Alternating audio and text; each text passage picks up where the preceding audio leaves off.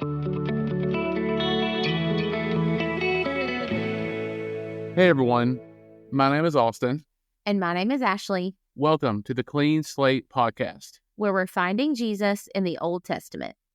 Welcome into episode 5. So glad you guys could join us. I wanted to chat with y'all just for a minute and tell you about a passion that Ashley and I have and a big reason in why we're doing this podcast. But in order to do that, I need to make a couple of disclaimers. One, we are both so thankful for faithful teachers of God's Word. Ashley and I have benefited in our lives from a multitude of godly pastors the Lord has placed in our path, and I'm sure that's the same for many of you. The second disclaimer is that we have an issue in our culture that we believe that everyone with a microphone in their hand or in front of their face is an expert, and we're here to listen and learn from them. To be sure, God did give pastors and teachers for the building up of the body, and we should listen to them, but He also gave you His Word. And it's the very same Word that pastor or teacher studies when they're preparing to preach a message to you. So the passion I mentioned is this. Ashley and I live to see the knowledge gap between the believer sitting in the audience and the pastor on the stage narrow. Because we know that as our knowledge of the Lord and what He did for us increases, we will love Him better and draw closer to Him. And when we draw closer to Him, He changes our hearts.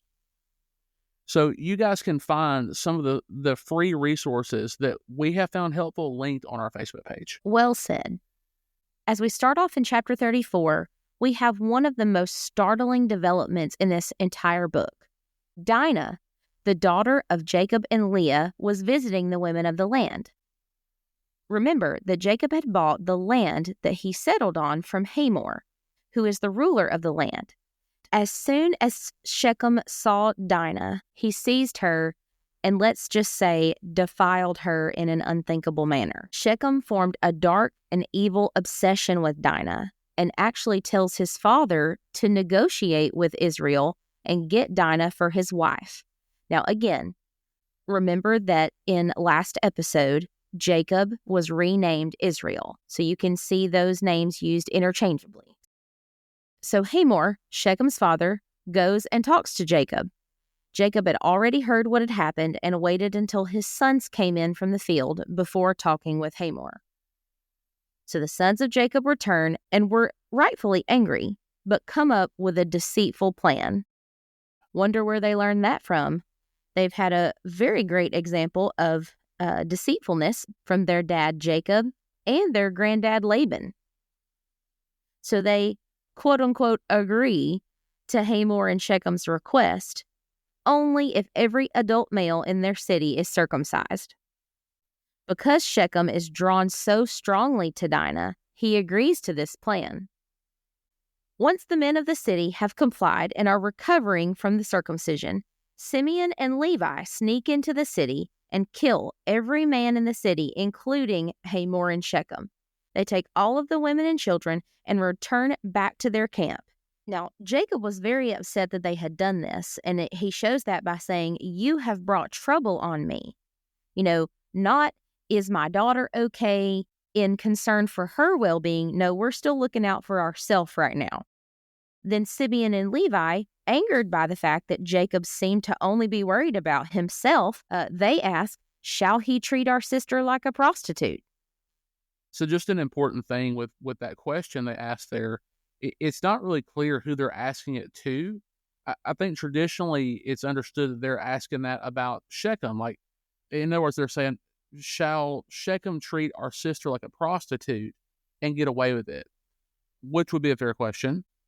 But also, and this is, for my money, this is the appropriate thought here, is they're saying that about their dad. They're saying, shall Jacob, our father, treat our sister like a prostitute? And what they mean by that is she was taken advantage of and hurt, and all Jacob seemed interested in doing is making a business deal, right? So either way you go, they have a fair question and a fair frustration. I agree. It is indeed a fair question. So moving into chapter 35, God tells Jacob to go up to Bethel and stay there and build an altar. And remember, this is the same place that God appeared to Jacob in a dream where he promised to be with him the first time. Jacob tells everyone to put away the foreign gods that were with them and to purify themselves and change their garments. On their way, God had protected them by sending a terror on the cities they passed by. At this point, what had been done at Shechem had become known to the people in the whole land of Canaan, as Jacob had feared. So this terror was to protect Jacob and his people as they traveled. So once they arrived, God reaffirmed his covenant with Jacob. Now, this is super important. Remember, a lot has happened recently. I can imagine Jacob hearing that he is still Israel and God has not changed his mind about him would have been really impactful. Guys, this is why going to church and hearing the gospel is so important. We go through stuff, don't we? So even after we have heard the gospel and believed it for our salvation, we need to hear it again, not for salvation, but for our sanctification. That as we go through the junk in life, be it our poor decisions or other people's poor decisions that affect us, we can still have confidence that we are God's chosen people, that he hasn't changed his mind about us, that we are still adopted, and he will never leave us or forsake us, even when we don't live up to the salvation we've been called to. So moving into chapter 36, we see the descendants of Esau. And there are several of Esau's children whose name will later be associated with a place. So just like we just read Shechem, it was also the city of Shechem. We'll see later in Scripture that the land of Israel was named for Israel, Jacob, the one we are reading about now. So Esau's people would eventually push the Horites out of the land in the same way that the Israelites would push the Canaanites out of the land much later. Once Esau's descendants pushed the Horites out of the land, they renamed the land Edom. That will come up in other parts of the Old Testament, so you can use Edom and Esau kind of interchangeably there also. So moving into chapter 37, we're actually going to kind of do chapters 37 through 41 in this section of our recap as kind of a flyover. The story shifts from really being Jacob's story to being Joseph's story. And it will kind of stay that way through the rest of Genesis because 13 years actually pass between chapter 37 and chapter 41. There's so much that happens. So we're going to focus in on the really important parts, but guys, just make sure you're reading this. And if you have a good study Bible, just go through and read the notes. You're going to learn a ton about this section. Just as a disclaimer, if you don't have a good study Bible and you want a recommendation for one, you can either email us at podcast.cleanslate@gmail.com, or you can send us a message on Facebook. So in this section, we see that Joseph, the son of Rachel, is clearly Jacob's favorite son. And Jacob gives him the infamous, if you grew up going to VBS, coat of many colors. I know that I have done that color sheet a whole bunch of times. And as a recap within a recap, think about what we learned earlier that happened to Dinah. And now all the other boys born to women, not Rachel, are essentially being treated like they're illegitimate children, since Joseph is being treated like he's the firstborn, right? So you can imagine how that would make this group of guys feel. Joseph, already not liked, takes a bad report back to Jacob after being out in the field with his brothers. Snitches get stitches. You did not just say snitches get stitches in a Bible study recap. I did. Okay. I'm from the south side of the kingdom.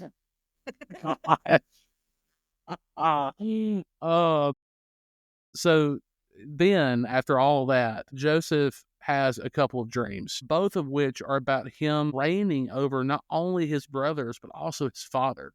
That second one about him reigning over dad, that actually gets him rebuked by dad. Dad didn't like that.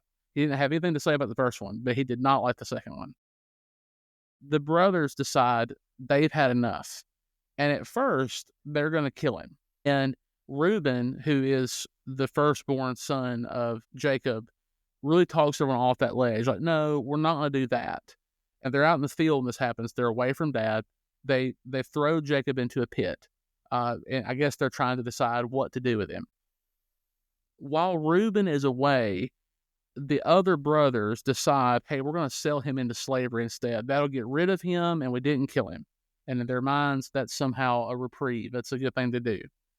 So this is how Joseph lands himself in Egypt. They sell him to a trading caravan that's coming by, and that caravan in turn sells him to someone in Egypt. We'll come back to that in just a moment. So Reuben returns from the field and goes to the brothers, and he sees that Joseph is not there, and he begins to question them, like, where is Joseph? What have you done with him? And they tell him they sold him into slavery. And Reuben instantly knows that that's going to be the end of him having any chance of getting a blessing from his father. Reuben's already made some other mistakes, and so this is going to be the final straw, and he knows it. So to keep themselves out of trouble with Dad, they come up with a plan to tear the coat of many colors and to throw goat blood on it in order to make it look as if Joseph had been killed by an animal. So they follow through this plan, and Jacob believes that his son has died, and he mourns bitterly for Joseph, his favorite son. Meanwhile, Joseph is in Egypt, and he's been sold into Potiphar's house.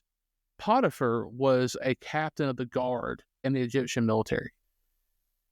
Joseph begins to work for Potiphar and is just very successful at everything that he does, and ultimately that lands him a position stewarding all that Potiphar had. Joseph essentially ran the household. At some point, Potiphar's wife takes an unwelcome notice of Joseph and tries to get him to sleep with her. Joseph continually refuses, and Potiphar's wife is actually so forward that she grabbed him by the clothing, trying to convince him to lie with her. Joseph, being an honest man, ran out of the household and left her standing there holding his garment. Potiphar's wife then decides to frame Joseph and make it appear as if he tried to harm her.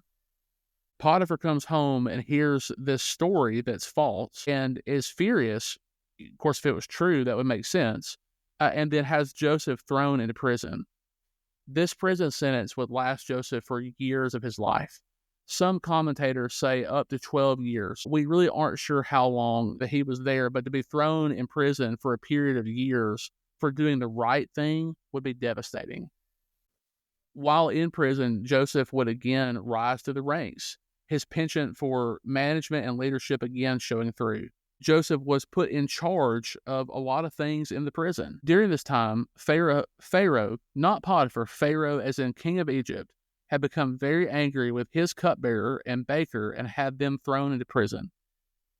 One night, both of them had very distinct dreams. Joseph, who was tending to them the next morning, noticed they were troubled, and he spoke with them about their troubles, which were their dreams. Joseph then interpreted their dreams for them. The interpretation of the cupbearer's dream was favorable. It was that he would be restored back to his position in just 3 days' time. When Joseph gave the cupbearer this interpretation, he asked the cupbearer to remember him. In other words, please get me out of here. But the interpretation for the baker wasn't so great. It also had to do with 3 days, but this time Joseph foretold that the baker would be executed. Everything happened just exactly as Joseph said, but the cupbearer failed to speak to Pharaoh on Joseph's behalf. He forgot him. 2 years after all these events take place, Joseph is still in prison, utterly forgotten by the cupbearer. Just as an interesting exercise, let's pause for a moment and look at all the just so happens that got us here. So Reuben talked the brothers out of killing Joseph. When Reuben's away, a trade caravan heading to Egypt just so happens to come by. At the time that Reuben's away, the brothers sell Joseph into that caravan. That caravan just so happens to sell Joseph to Potiphar. Potiphar's wife just so happens to find Joseph attractive. Joseph lands in prison, and he just so happens to be the one caring for the baker and the cupbearer. Joseph interprets the cupbearer's dream for him, and the cupbearer just so happens to forget Joseph all this time. So one day, Pharaoh has himself a couple of very unusual dreams, and when no one could figure out what they meant, the cupbearer remembered Joseph. Pharaoh was desperate to understand what these dreams meant and sent for Joseph, even though he was in prison, so that he could interpret the dreams for him. Joseph interprets the dreams to mean there would be 7 years of abundance in the land, followed by 7 years of famine. Joseph tells Pharaoh that the fact that dreams were doubled means that God has determined this is going to happen and there's no way out of it. He tells Pharaoh that Pharaoh needs to appoint a wise man to be in charge of all the produce of the land and start stocking up for this famine that was going to come. Pharaoh agrees, and he names Joseph to the position. Just the amazing turnaround that was instantaneous.